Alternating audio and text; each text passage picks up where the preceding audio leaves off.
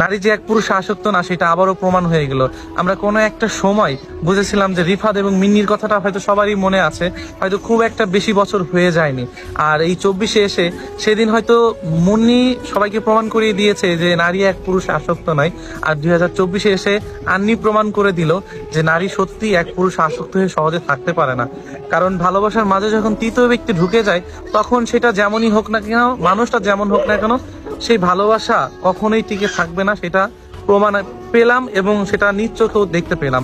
হয়তো এমন অনেক ভালোবাসার মানুষ আছে যারা হয়তো খুন হয় না, কিন্তু প্রত্যেক দিন হয়তো জীবন্ত লাশে শহর দিয়ে ঘুরে বেড়ায়। এই যে আন্নি দেখেন, এই 2024-এ এসে এই মানুষটা হয়তো দ্বিতীয় ব্যক্তি না, তৃতীয় ব্যক্তির কারণে হয়তো ভালোবাসাটা বিচ্ছেদ এবং ভালোবাসার মানুষটিকে হয়তো দুনিয়া ছেড়েই চলে যেতে হলো।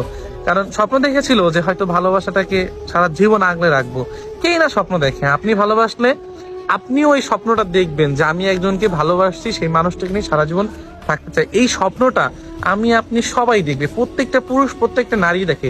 যদিও আমি সব নারীকে এইভাবে দোষারোপ করছি না, তবে কিছু কিছু নারীর ক্ষেত্রে না, যখন তৃতীয় ব্যক্তি ঢুকে যায় তখন তার প্রথম ভালোবাসা বলতে বা একটা মানুষ তাকে সবটুকু দিয়ে ভালোবাসে, এই জিনিসটা তারা কখনোই বোঝে না এবং বোঝার চেষ্টা করে না। বিষয়টা দেখেন যে ভালোবাসা যখন শুরু ছিল, এই সুমন এবং আন্নির ব্যাপারটা দেখেন যে আমরা হয়তো নিউজ ফিড সবাই নিউজে সবকিছুই জানি বা শুনতে পেরেছি যে আসলে মূলত কি হয়েছে।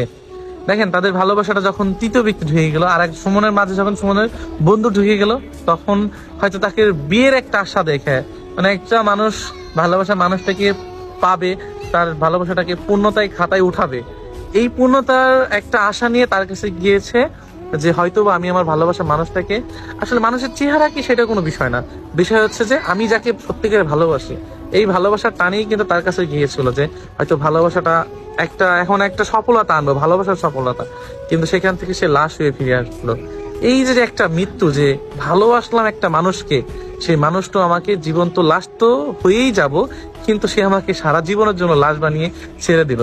এই যে ভালোবাসাগুলো, এরা কি একবারও কি চিন্তা করে না যে এই মানুষটাকে আমি মেরে ফেলবো, এই মানুষটা আমাকে এত ভালোবাসে, আমি তৃতীয় ব্যক্তির কাছে যাব, হ্যাঁ, এত ভালোবাসার পর আমি কেন আমার আর তৃতীয় ব্যক্তি লাগবে?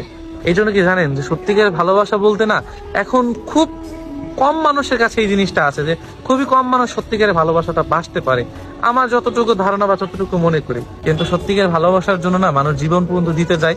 সুমন এবং রিফাত বা এদের মতো যারা আছে, তাদের না দেখলে হয়তো আমরা ছেলেরা কখনোই বুঝতে পারতাম না যে আসলে সত্যিকারে ভালোবাসলে মানুষের জন্য জীবনও দিতে হয়। সেই মানুষটা হোক তৃতীয় ব্যক্তিতে আসক্ত, তাতে কি যায় আসে, কিন্তু আমি তো তাকে সত্যিকারে ভালোবাসি, তার জন্য না হয় জীবনটাই দিয়ে দিলাম।